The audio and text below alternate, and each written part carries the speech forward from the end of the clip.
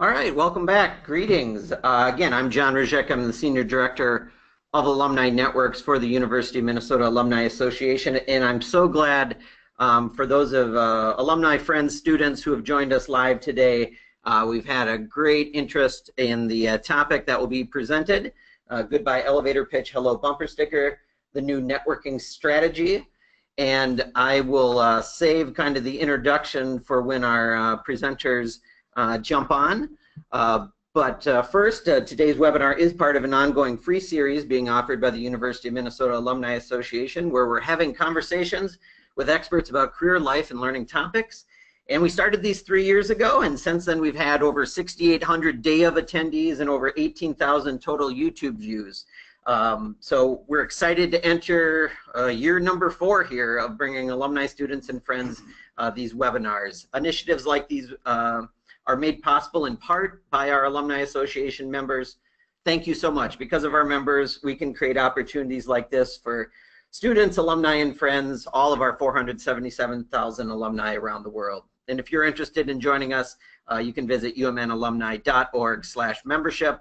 Also, between now and homecoming, we have a maroon shirt campaign for a limited edition t-shirt here modeled by my colleagues Steve and Laura here at the Alumni Association, both for current members and new members. And if you'd like to learn more about that, it's umnalumni.org/maroon shirt. 2 upcoming webinars. On September 28th, we have the rise of encore careers. So people in the later part of their career stages are thinking maybe what to do after retirement. And then on October 5th, we have Beyond Diversity 101, Micro Inequities, Implicit Bias, and Moving Towards Equity. We've had great response to the whole fall lineup so far, so we're very excited to have folks join us. Lastly, we have some events coming up both here in the Twin Cities and nationally. On October 2nd here in the Twin Cities, we have our Emerging Professionals events at Tattersall in Minneapolis. October 14th, both here in the Twin Cities and across the nation and internationally, we have a U of M Day of Service where our alumni and friends will be volunteering. And then October 21st, which is the homecoming game, we have our Sky U Mania pregame party here at McNamara. And all those can be found at umnalumni.org/events. Just some quick housekeeping items about GoToWebinar. You have joined the presentation listening to your computer speakers system by default. If you'd prefer to listen over the telephone, just select telephone in the audio pane of your GoToWebinar panel and dial-in information will be displayed. And if you experience audio difficulties, I'd suggest shutting down unneeded applications, moving to a hardwired internet connection versus wireless. Those things can sometimes affect the performance of your computer. The presenters today have been kind enough to share a handout with all attendees, and you can find that in the handouts pane of your GoToWebinar control panel. Just select handouts and it will show you the document. You click on that and you should be able to download the PDF, and I think we can probably work on also linking that in the recording email that goes out to folks afterwards as well. If you'd like to ask a question today of our presenters, once their presentation's done, we'll have some time for that, and you can type that into the questions pane of GoToWebinar, and we'd love to hear from you. We always love to hear questions from our alumni and friends. So, without ado, introduce our 2 presenters. As the Associate Director of Career Services for the School of Public Health at the University of Minnesota, Darren Keltvid is known for his passion helping students and clients with making their career dreams come true. He brings decades of quality practitioner experience in career development and has held numerous local and national leadership roles. He is a graduate of the National Career Development Association Leadership Academy, and also as far as a U of M system connection, he is a Bulldog graduate, so welcome, Darren. Thank you, John. And with him today is colleague Heather Nagel, who is the Assistant Director for Career and Internship Services for Continuing Education, the College of Design, and the College of Food, Agricultural, Natural Resource Sciences here at the University of Minnesota.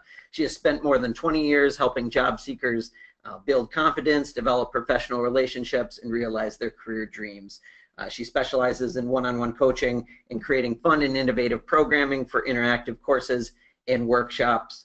And she's been a great champion of diversity and inclusion initiatives here at the University of Minnesota. So I am so fortunate to be able to welcome two outstanding colleagues here today. And I will toggle over to your Prezi presentation, and you guys can take it from here. Sounds great.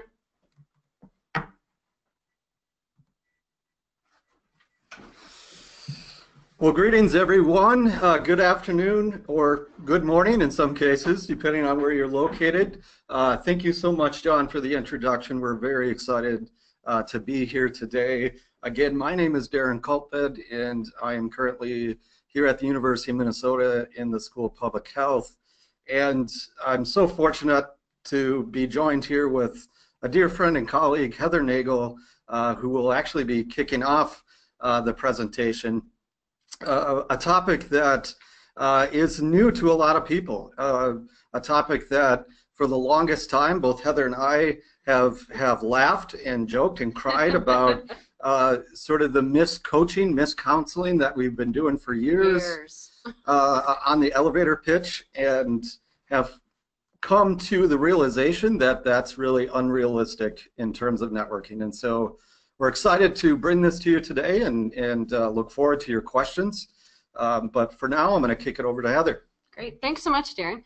So Darren and I have talked about the fact that, sorry, I'm dealing with technology. So the elevator pitch is kind of what we've been coaching for decades. And if you actually look at what the purpose of networking is, it's not really a very effective method. So effective communication, you need no more than 10 to 15 seconds of airtime before you go back and forth. I had a colleague tell me one time, if it feels more like a versation than a conversation, you know you're in trouble. So making sure that the other person gets a little bit of airtime, because that's essential in an interactive communication. 70% of communication is nonverbal, so we lose out on that today.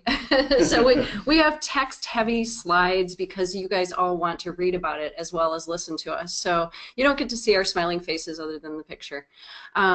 Consider your audience when you're doing effective communication. I know Darren and I work with a wide range of ages and stages of people, and it's really about tapping into how you connect with that person. You have to build the rapport and then the relationship. The best advice that we give people is to be authentic. No one wants a phony. When we hear the word networking, I think a lot of people are turned off because it sounds very artificial and it sounds very much like you're trying to get something from someone. So if you can be authentic and really think about the relationship and what you bring to the table, not just what you get out of the situation, that's the best advice we can give you. Go in there, be authentic, really want to get to know. Interesting people are interested, so be interested, and then follow up, because you really need to tap into that. And I know I am super guilty of taking someone's card, stuffing it in my purse, and never doing anything with it. So it's not an always kind of thing, but if it's a relationship that you really enjoyed or you think is going to enlighten you in different areas of your career, that's a great way to follow up with them. And Darren called it the cherry on top. Mm-hmm. At the end, he's going to give you a few tips on how to do that and not look like an idiot. So. Well, hopefully. So the origins of the elevator pitch is from screenwriters trying to trap Hollywood execs in an elevator and then pitch their idea. So I think our picture kind of slid off. It says, I've got an elevator pitch, an escalator pitch, and even a stairway pitch. Mm-hmm. So you don't really have 30 to 118 seconds anymore. So with the elevator pitch, you say your name, you're clear, crisp, concise. We tell students 2 minutes, but that's a really long time. If you've ever, my daughter once gave me a hug coupon, and she thought it was hilarious because she only gave it for 2 minutes. Wow, she couldn't get out of that hug fast enough. So if you time yourself, 2 minutes is a really long time. And what you're supposed to do, what we coach people on, you're supposed to tell them who you are, what your specialty is, what makes you unique, and what are your aspirations, maybe short-term and long-term, who knows. And by the end of it, you want to ask an open-ended question. So what's the downside? Hi, I'm Heather. And you? I'm Darren. It's nice to meet you, Heather. What brought you here today? Oh, my friend Maggie is one of the organizers. I've never been here before. How about you?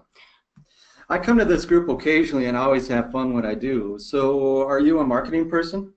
I'm an event planner. I work for High Point Events, a national planning firm. I'm the local person here in Minneapolis. I plan and execute events from bar mitzvahs to corporate sales, offsites, everything from choosing the venue to arranging the content, audio visuals, and the budget to create an unforgettable emotional experience for the participants. I work mostly with big hotels in town and many of our largest employers, from XYZ Labs to Charisma Confections and many others.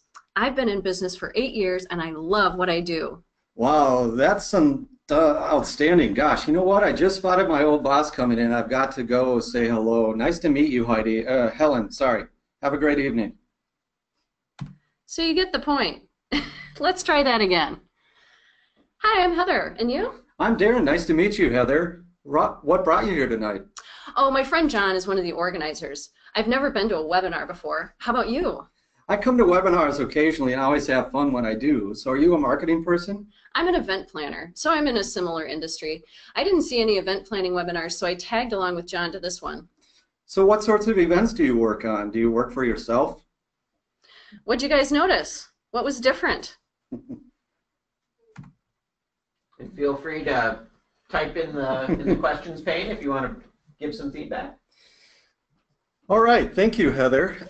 So you can kind of get a sense of why we have resorted to this idea of a bumper sticker. I will say that the term bumper sticker is pretty universal. Some people use wow statement, radio pitch, brand statement, a variety of different things. And basically what the bumper sticker entails is it's easier to memorize and it's more conversational versus versational, like Heather talked about. And really, when it comes to networking, that's really what it is. It's building connections, having conversations. It's short, benefit-focused statement. Basically, what do you do? How will you help in 5 to 10 seconds? The one thing that really struck us about elevator pitches is that they tend to focus on me, me, me. And as you may know, that's not what networking is about. It's a mutual conversation. It's a two-way street. And we want to make sure that we don't come across with major ego. So you can see a couple examples here. These are ones that both Heather and I have used, and even a few that we've worked with students on developing. And so you can see that with some of these, they're more creative than others. I want to stress that this isn't necessarily something where you got to get super creative. You certainly can. You can certainly be like in the example we read, where it was very direct and very brief about being an event planner, and that there weren't many events or webinars like this, and so she tagged along. It was very simple, and that's the thing that we want to stress. We don't want something too lengthy. When you think of, if I were to throw out words like target, and what do you think of? Well, expect more, pay less. It's not a very lengthy elevator pitch that they give, or Nike and just do it, right? Mm-hmm. And so, it's kind of building off of those sort of branding aspects and really thinking about what is it that makes you unique? What is it that you bring to the table? And so thinking about what yours would say, I now want to go to the handout. And John's going to help us with that. Sorry. There you go. Awesome. Okay. So in the handout section,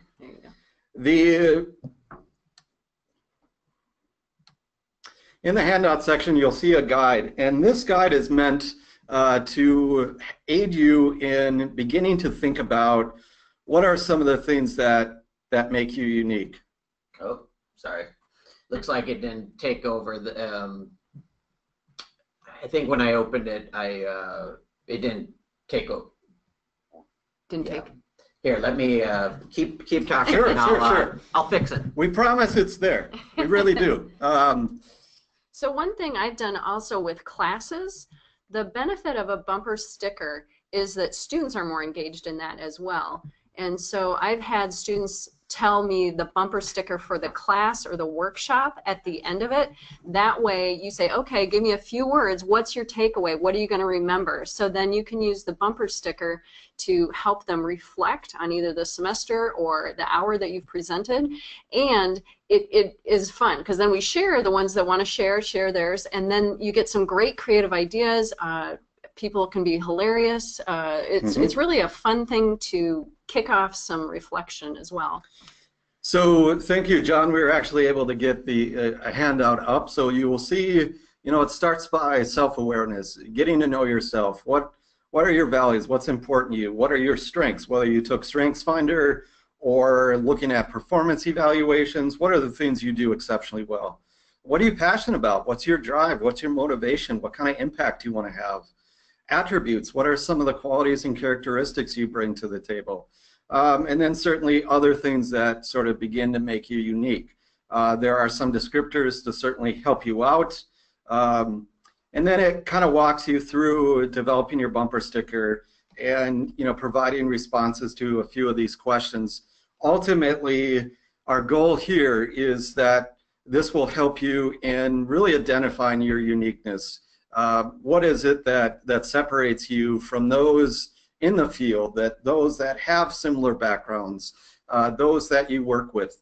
What is it that you bring to the table that is unique? And that's really what is sort of the core behind this, is really distinguishing yourself among your peers, your colleagues in the work you do.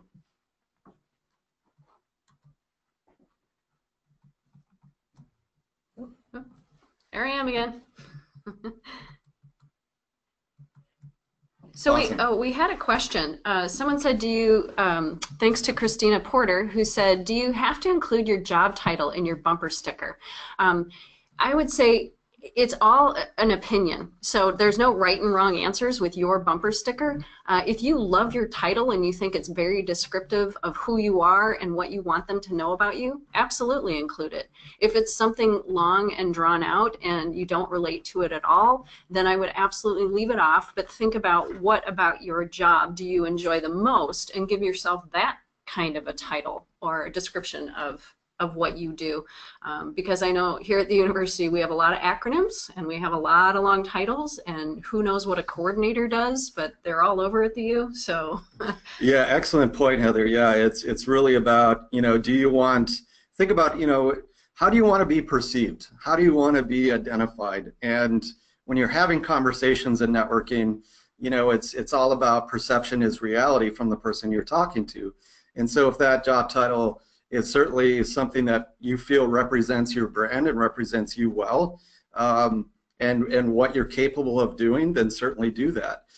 Earlier we talked about taking into account your audience, and this is also important. So if I'm at a networking event with a bunch of colleagues, or with executives, for instance, and I'm in an executive type role, knowing that it's an event for executives, I may not have to worry too much about what my role is, but more importantly, what is it that I do in that leadership capacity? It's just like attending one of the many events coming up, which, by the way, with UMAA is great practice for this, but it's certainly something to really think about in terms of, well, if I'm at a UMAA event, do I have to indicate that I'm a Minnesota alum? Again, I would argue probably not, but assuming that everyone there is in some way an alum of the University of Minnesota. And so I would say it depends on the context, depends on the audience. All right, I'm going to talk a little bit about 5 advantages to the bumper sticker. The first one is it lets the listener, rather than the speaker, decide how much information is enough and how much is too much. You looked at the example that Heather and I did, and when Heather gave her elevator pitch, it's sort of like that non-Jerry Maguire, you had me at a hello kind of idea, right?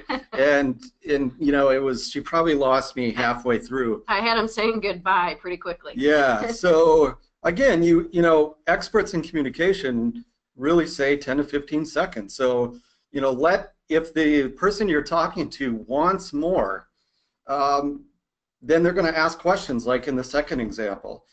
We see this is actually a very similar approach to writing cover letters for resumes.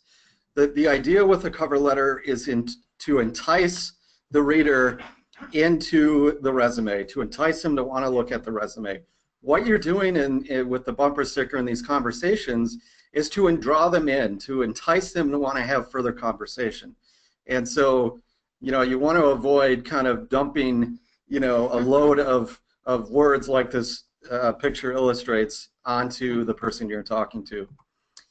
Second, it keeps the focus on two people in the conversation. Sometimes you're in groups of 3 or more, rather than anyone's job description. Again, back to the initial story where Heather gave her elevator pitch. It was really a job description. Here's everything she does. And surprisingly, when you work through the handout, you will see this, that in a lot of cases, this is probably the least interesting aspect about you. Right. And so really thinking about, what is it that makes you unique? Heather and I are actually on the final stages of writing a book called Love at First Interview, 8 Ways to Land a Job. And one of the things that when we bring that up, it's funny, no matter our background, our areas of expertise, everyone just wants to know about the book. Yeah. And again, it's a fun title. It's a fun title, it's a fun but bumper sticker title. the idea behind it, is really about what makes you interesting. Right. What's going to engage that conversation. I would also add, Darren, too, part of an advantage with number 2, if you notice in the picture there, everybody looks interested. This is a fantastic time for you to illustrate your interpersonal skills, because if you are so hell-bent on dominating the conversation with your personal commercial, you're going to turn off all 3 of those people. If you are then listening carefully to what someone's saying and then asking the other 2 participants, what do you guys think? What do you do? And it can really show that you are a team player and someone who wants a communication and a relationship in a group. A great thing to recommend to students in particular who are intimidated by networking events, a lot of our materials tell them to go alone to things, and that's mainly because we want them to talk to new people, but that's very intimidating. I don't go alone to events. I like to bring a friend. Yeah. I don't talk just to my friend, but I might introduce my friend to somebody that I know and vice versa. So encourage people who are a little nervous with networking to get their bumper sticker ready, but really focus on the interpersonal skills and their relationship building, not just with the person they're anxious to meet, but maybe some other people that are listening in or joining in the conversation. Excellent point, Heather. Thank you. I just want to make mention before we go to number 3 that we got a question in about how this differs from a 1-sentence brand statement, and I promise we will address that. Number 3, a bumper sticker does not hijack the conversation and turns it into a sales pitch or run the risk of appearing to do so. And again, this comes back to the me thing. When we coach students on attending job fairs or career fairs, and me kind of approach is unrealistic. And so it isn't about, like Heather talked about in the previous slide, it isn't about hijacking the conversation. So, you want it to go back and forth. It's sort of like the ping pong tennis approach. I mean, it's you can't just hit the ball yourself against the wall. I mean, you're eventually going to be bored, right? Number 4, it gives the new acquaintance or individual you're talking to just enough information to remember. Oh yes, Heather, the event planner. That's the thing. I mean, in reality, I mean, I think of, when I thought of this, I think of those classes I took in college that were, 2 hours, 3 hours long, and I'm thinking, wait a second, experts say that, I can really only grasp information within 20 to 40 minutes, and beyond that, good luck. And so, it's kind of that idea of really thinking about, I don't want to give them so much that they don't remember me. And so again, this is another example of keeping it concise, keeping it focused on your uniqueness and drawing them in. Now, should those questions end up resulting in a more fluid, more contextual conversation, more depth, that's what you want, okay? And what that is doing is the acquaintance, the individual you're talking to, is saying, you have, I like what you have to say, I want to know more. Mm-hmm. And that's really the key behind that. Last but not least, it's just, more polite, especially other time. It's, especially when you go to an event and there's numerous people and we say, okay, you got to work the room, and here you have your 2-minute elevator pitch, and you talk to 15 people and 30 minutes have gone by and you're like, wait a second. Yeah. Be polite of their time. I use this example quite a bit when you attend conferences. Mm-hmm. And so let's say you go to a workshop or session at a conference and you really like the presenter or the speaker, and you go up after, and you've been there, you've probably seen the lines of people ready to talk to this presenter or presenters. And I always say, you know what, this isn't the time to have a 5-10 minute conversation with them. If you want to know more, then your job is to go up and say, thank you so much for the presentation, I'd love to follow up with you, would you be open to connecting after the conference or later in the conference? Again, you got to be polite with their time, so just be cognizant of that. And I would say also for students, I talk to so many students who have panelists in their class or at their student group, and they're all afraid to go up and talk to that person afterward. And really, you do not have to say much. Like Darren said, you tell them that you are very interested and you'd like to follow up. I'm always flattered by that if I present and someone comes up afterward or gives me their card.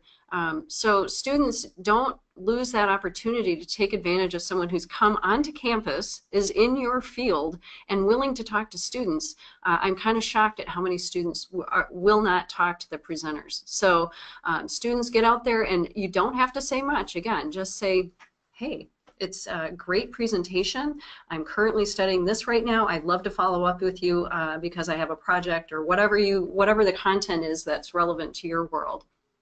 Awesome. All right, before we get into the 2-minute email trick, sort of your bonus that Heather and I want to give you, I want to address some of the questions regarding brand statements, how they differ, can we use this for method for organizations or a product or service. So let's start with the brand statement.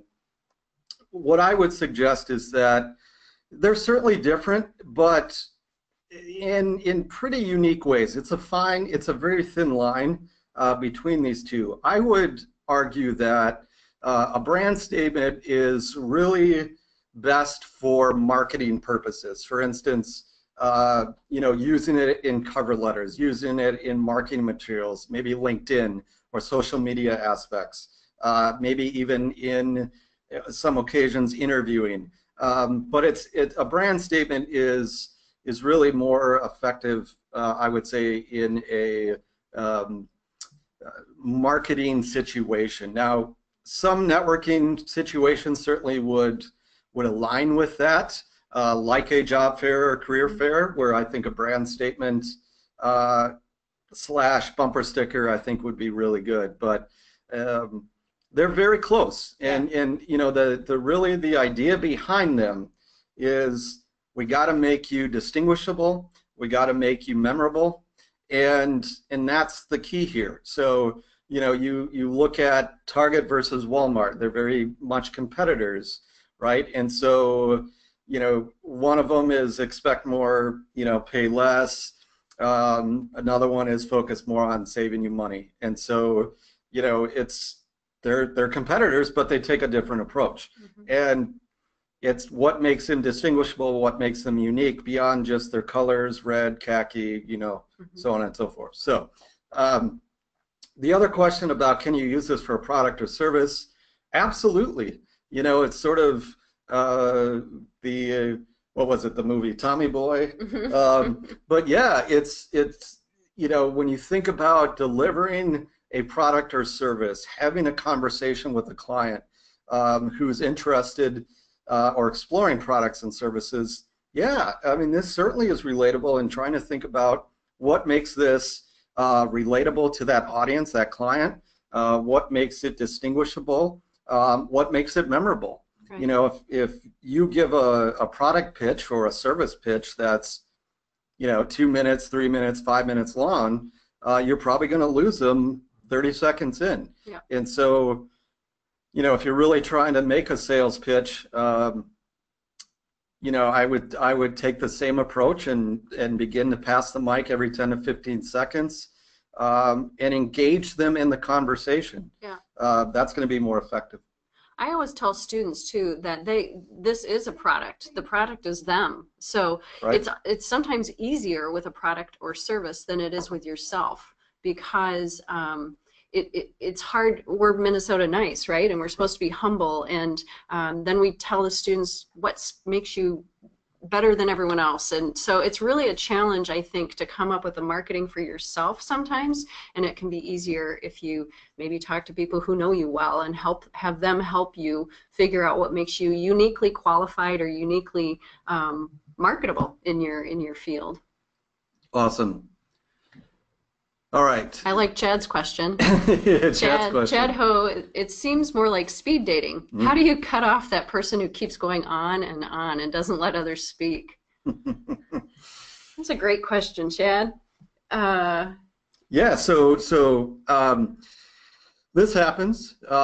There's two ways I would approach this. One is that, you know, if you're the one that is having to deal with a person who is hijacking the conversation or dominating the conversation, my question back to you is, how valuable is this contact? How valuable is this, you know, this acquaintance? And here's the thing, folks, you're going to come across people that you have conversations with, that you meet, you network with, that don't deserve to be in your network. Okay? Yes, I am saying that. They don't deserve to be in your network. There are people that are going to be extremely invaluable and beneficial and willing to give you the time and information that you deserve. But there are some people that they just aren't at that point yet who get it. I mean, they're not ready to give back and Right. be a resource for you and help you out. And so you don't click. You don't click, yeah. It's basically like speed dating, like you said, Chad. Next. So you do have to try and be polite. So trying to let that person know that you have something else. Like when Darren cut me off, he saw someone else and said, "Oh, I gotta go say hi to someone else." So you can excuse yourself politely from the conversation. You could also take something that they said earlier and pose a different question, maybe to get them off their tangent. If there are other people involved, you can say, use that person's name and say, "Hey, Darren, that's a great point. I'm going to interrupt you here and see what John has to say about that too." So you can kind of work as a facilitator. And if anyone's taught any classes, you have those students that raise their hand and ask very specific to their own personal needs.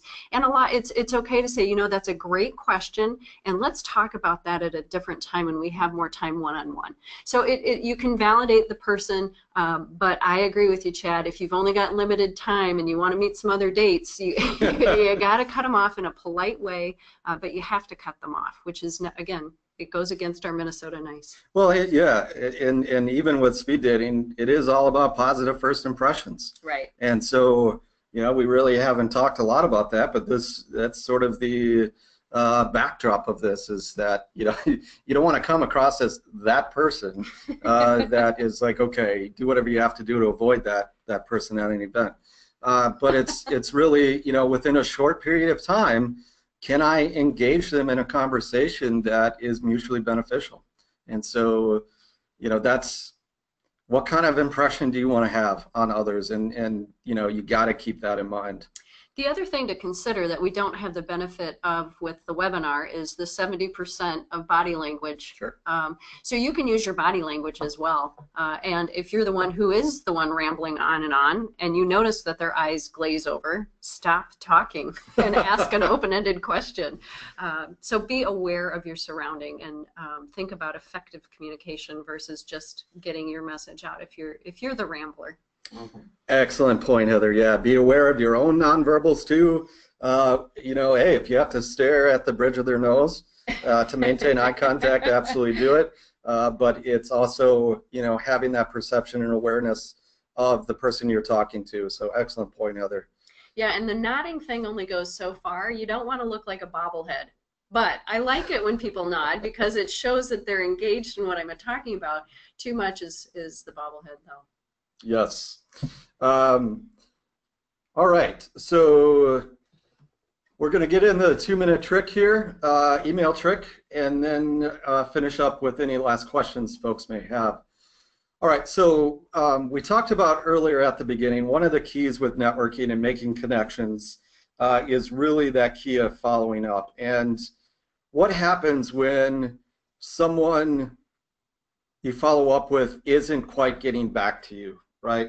And this happens a lot. I know both Heather and I get this quite a bit from students and clients in that, what do I do? Do I give them 2 strikes and they're out? And so we did this research and we found this really cool trick. There was a study done. And I actually, you know, when I first found this study, I actually duplicated it just to see its validity. And basically what it comes down to is keeping in touch with your network, okay? So using one-on-one networking strategies, limiting network in large group settings is something that's both useful and beneficial for extroverted and introverted people. Well, let's say you tag someone that you met at a conference in a tweet and, you know, they just favorited it. Or perhaps you send a former boss a congratulatory email on their latest promotion, and all you get back is thanks. How do you take this further? The solution? Send a relevant news article, okay? So basically a little bit backdrop about this study. And so what it was I reached out to 20 connections that I had met. I specifically identified people I had met once. In various capacities, whether it was at an event, a conference, I met in the hall, you know, at work, at the U, and I basically followed up with them and wanted to get, you know, see how many of them would get back to me. Surprisingly, I only heard from 4.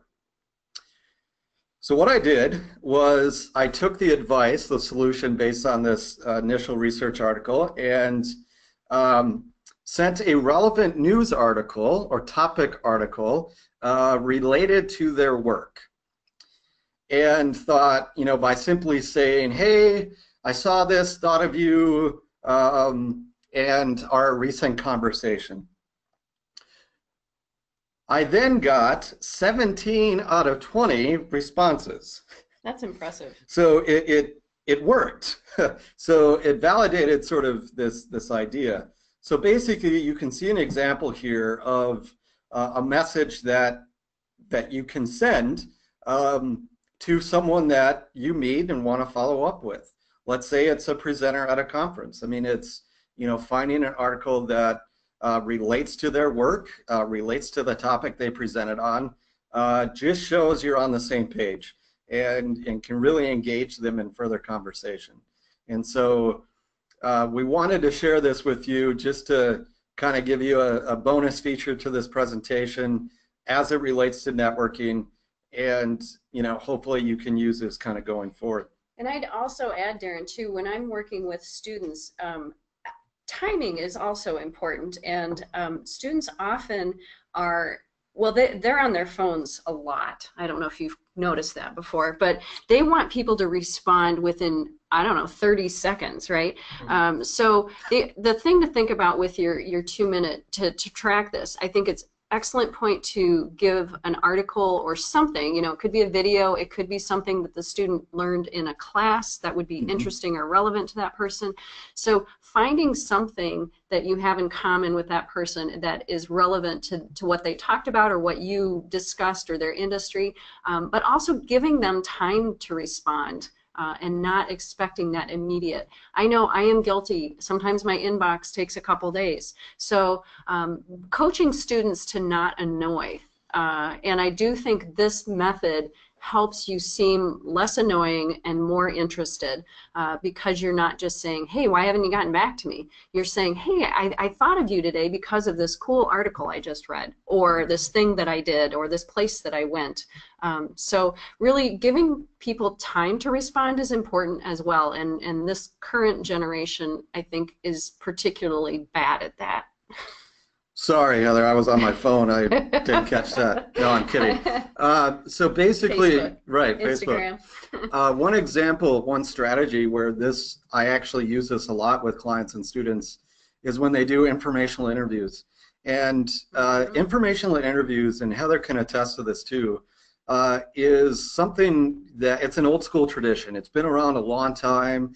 It's suggested for years and years. And it's still very effective. And so when an individual goes and does an informational interview, let's say with someone in the field they're looking to go into or is doing the type of work that interests them, that following that informational interview, I always advise that they do something like this. You know, as part of their thank you, they include a video, an article like Heather talked about, a piece of information that related to their work that they do or related to the conversation you had. And the evidence that I've seen has been phenomenal. Students have sort of jumped up in terms of impressiveness and impression with organizations. They've been encouraged and passed along to other contacts within an organization. So it can be really effective, and you know, and that's why we've included it here for you. Should we answer a question from Matt Sure. Hauer? Will my bumper sticker change if I am looking for a new type of role or industry? Absolutely, Matt. What we really want you to do is to think about what makes you uniquely qualified or interesting in that new role or that new industry. I work with a lot of different majors. One major that comes to mind is my apparel design students. Well, guess what? No one's going to hire an apparel designer with no experience. So the students are afraid to talk about classwork because it doesn't sound impressive enough or it's not a paid opportunity. But a lot of the students, I will say, pick something that you've done that's really interesting to you, that you think is relevant. I had a student that made a dress out of pop tops, the whole thing out of the top of soda cans. That's going to be more interesting than I'm a freshman in apparel design, right? So Matt, when you're looking at your new industry, think about what you've done that is either a transferable skill or something that's super relevant, or even something you have as a hobby. I had another student get a job even though they had no experience because their hobby was running stats and numbers for sports teams. So they talked about their hobby, and the fact that this student was so organized and able to do that, and they did it in their free time. So that's impressive. That's more impressive than I have 10 years of experience, because this student had passion around analyzing numbers. Yeah, it's kind of like, you know, one key doesn't get you in every single door. Right. And, you know, we look at this in terms of resumes too. I mean, you're going to have different resumes customized to different contacts, organizations, positions. And so having multiple bumper stickers in your pocket to pull out based on audience, based on situation, is absolutely suggested. And that's what's fun with it. You know, it's short, it's memorable, it's concise, and you can have a couple of them. The other thing I like to mention in this situation is if you're interested in communication styles, this can also be useful when interviewing too. There's a process or a theory called ethos, pathos, and logos. And basically what it does is it really coaches you on how do I communicate based off of someone who may be more interested in ethos, which is more ethical stuff, someone that's more pathos, which is more philosophy, touchy-feely, and logos, which is more logical, so data, more facts. And so, you know, if I'm going to a conference and it's a bunch of data analysts, I know that I better put on my logos hat and be ready to back up with some data. So, you know, it's another thing to kind of tweak toward your audience. Great point. All right. So hopefully you enjoy those bumper stickers. Let's see if we have any questions. And yeah, definitely if you have questions, type them into the questions pane. And while we're waiting for some, Darren and Heather, why don't you tell me a little bit more about your upcoming book and where people might be able to find it once it's published? Absolutely.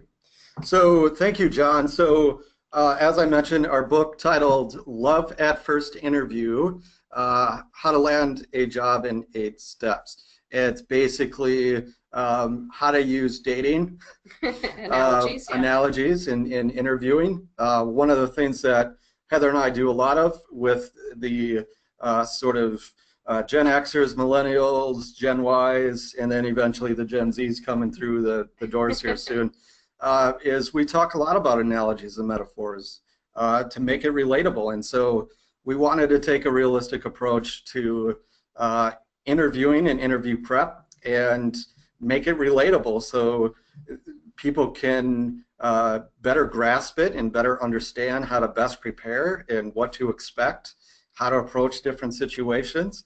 It's a really easy read, self-guide book. There are awesome exercises in there that both Heather and I have used, and it's really meant for you know, individuals age 16 all the way up. You know, we've had people that have been in their mid-50s who have read it and found it extremely beneficial. Yep. And so it's very interactive as well, and we tried to tailor it and make it very personal because as we've discussed today, what makes you uniquely qualified? So really trying to analyze yourself and look at where you're going with your interview, because a lot of people jump in and say, hey, I just need a job. Mm-hmm. And I will see them in 6 months and they'll say, I hate my job. Right. You know, sure. So really it's hope. Our goal is to help prevent people from just taking a job and to really think about how they can uniquely position themselves in an authentic way that really will make them a great fit with that organization or that position. And if you're having trouble coming up with that, maybe it's not the right position for you and you're trying to force an issue that really you should step back and look at other options. So just in terms of where we're at right now with the book, we're in the stage of the final edits, and we're looking to get it off to the printer. And so I would say, and then our website, we do have loveatfirstinterview.com. We're actually working on that as well and updating that and getting that rebranded toward the book. So I would say around Thanksgiving, between Thanksgiving and Christmas, you can start to see it. You'll see it on Amazon. You'll see it on the website. You'll have multiple ways to access the book, even downloadable, even potentially an ebook version. So we're very excited about the book. It was something that was on our bucket list, and look forward to feedback on that. So absolutely. Sounds like a good stocking stuffer, and right? for your spouse, child. I know what to get you, John. I know what to get you. Signed copy, John. Yes. And again, we have about a little less than 10 minutes left. If you have questions, please type them in. Heather and Darren are really talented colleagues and would be happy to take your question. I know we touched on this a little bit, but kind of when you're thinking of your pitch, how does that vary from, let's say, maybe an informal-ish networking event to when you're kind of standing in front of a recruiter at a job fair and you got about a minute? Well, I would say, again, it depends on your audience and your timing, and to really, before you head into some of those events, to think about what's your goal. What do you really want to take away from that experience in a realistic fashion? So it would differ, because if you're at a social function or a party, you have more time, it's more casual, it's more relaxed. If you go into full-bore job pitch mode, you have just turned that person off. They're going to Right. take their red Solo cup and go elsewhere. So Mhm. thinking about who's your audience, what's your goal, what do you want to learn from the people that are at that event? So it's not just about you marketing yourself. It's also who's there that's interesting. And what have you not thought about? I had a student who went to a job fair a couple of years ago, and he was a retail merchandising major, and he kind of blew through the fair in no time and was waiting for his friend who was actually using the event to network. So he was leaning next to the Anderson Windows table, and lo and behold, the guy struck up a conversation, and he landed an internship with an organization that was not on his radar, but guess what? They sell windows. It's retail merchandising. Yep. So I think having a goal, but being really open-minded about what can happen at that event, you know, luck is no accident, right? Sure. The plan happens. Serendipity. Yeah, right. Crumbles or Yeah. so thinking about have a plan, but be flexible and be open. And I would say, excellent point, Heather. I will say this, that most networking is in the context of casual, informal networking. Like the example that Heather just gave, leaning against the table.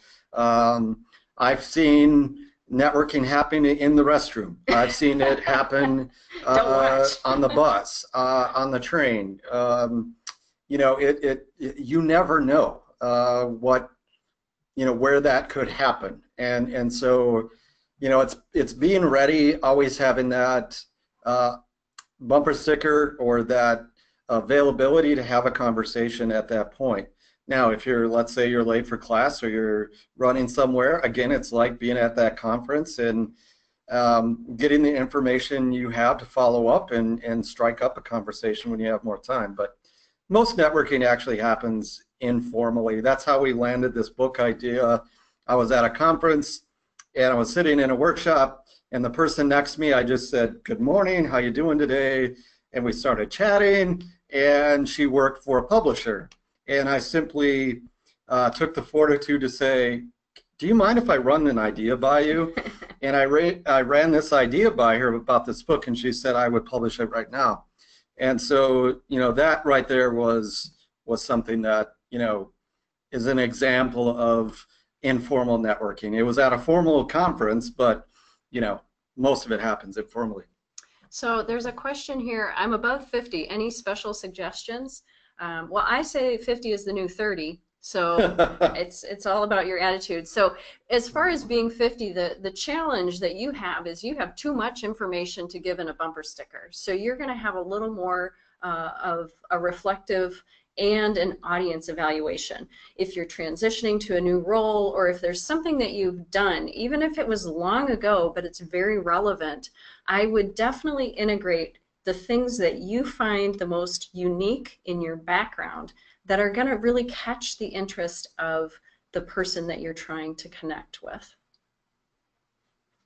Right. No, I completely concur. It's, you know, when I read that question, I initially thought of, you know, Heather and I work a lot with international students. Mm-hmm. And with international students, one of the things that we focus on is, you know, it's not about going in and laying out your status. They don't need to know you're an international student, just like they don't need to know you're 50. Right. Right. And so the upside to having a lot of background, a lot of experience, is that I think you can get quite creative with your bumper sticker and really thinking about, where are you now in your career and in your life? Where do you want to go? Right. And again, I would definitely encourage you to also participate in the Encore Careers session as well. It's you know, there's a lot of info in that certainly would be helpful. But again, it's how do you want to be perceived, and you know, ageism certainly happens, but you know, it's really about you giving the perception you want and really focusing on how do you want to be perceived. And I think a lot of what Darren and I do with students is trying to help bolster their confidence, because what I've found, whether you're 50 or you're 18, people tend to focus on what they're afraid of, not what they bring to the table. So if you're afraid of ageism, you're going to focus on your age, which is not probably the thing that you really want to focus on most at either 18 or 50. Your skill set is what you want to focus on. So a lot of times when I tell students, because they're afraid because they don't have any experience, but they do. They've done things, they've done classes, they've had leadership in groups, they've had part-time jobs where they got to at least dabble in some of their skill sets.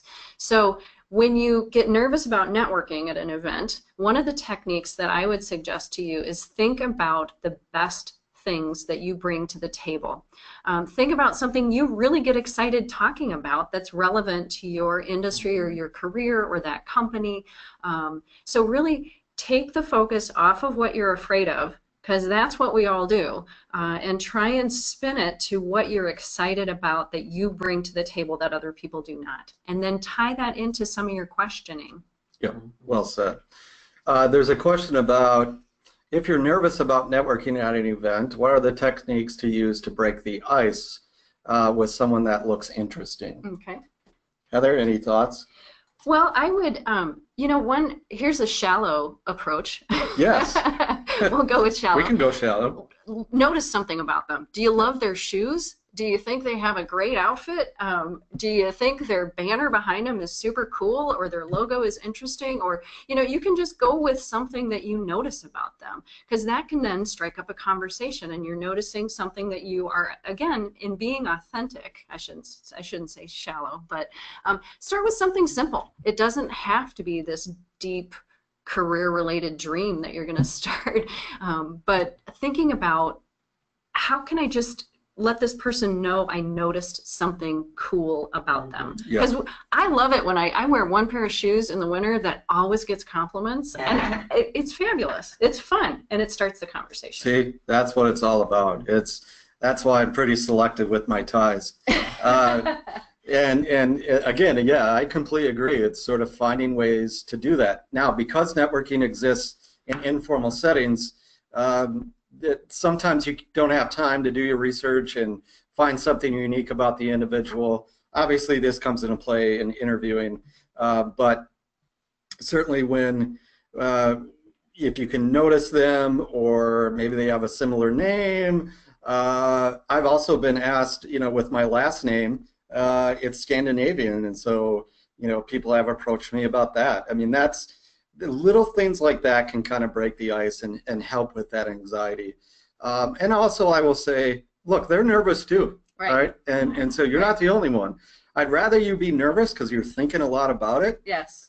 Versus scared. Scared is like going into an exam and you haven't even looked at the notes, right? And that's scared. In this case, you know, if you come in confident and you come in ready, it's good to be nervous. You're thinking a lot about it, but after that first conversation or two, you're going to see that disappear. Well, Darren, Heather, thank you so much for being here today and answering questions of our, you know, alumni, students, and friends online. A lot of interest in this topic, and I'll be sure to, when we get the recording out to attendees and also folks who couldn't be here, we'll get that PDF document as well. Thank you, John. Thanks so much, John. And just to, feel free for those out there, if you want to connect with Heather and I on LinkedIn or in some way, feel free. We'd love to connect with you. So thanks for having us. Thanks so much, John. Thank you. And thank you to everyone who's joined us today. As Darren just mentioned, we were talking kind of about that Encore career stage, and that's one webinar we will have coming up next Thursday. So stay tuned for that.